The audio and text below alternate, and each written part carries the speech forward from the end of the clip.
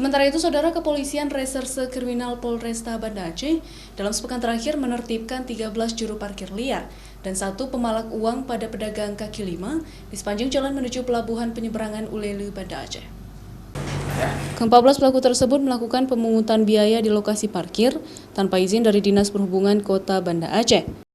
Dari tangan para pelaku, polisi mengamankan barang bukti berupa uang tunai senilai Rp196.000.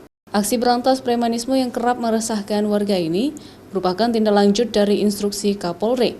Pihaknya menghimbau masyarakat jangan sungkan melaporkan kepada polisi bila mengetahui kejadian ataupun menjadi korban dari para pelaku premanisme.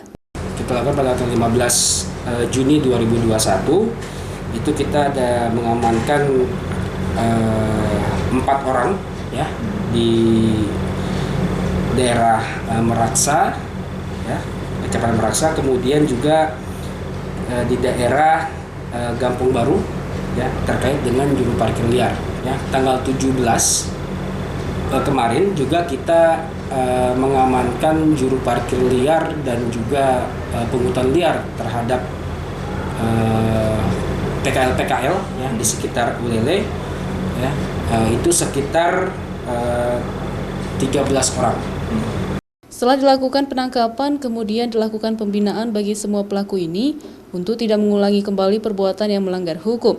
Kemudian mereka akan dikembalikan kepada pihak keluarga masing-masing. Syahril, Kompas TV, Banda Aceh.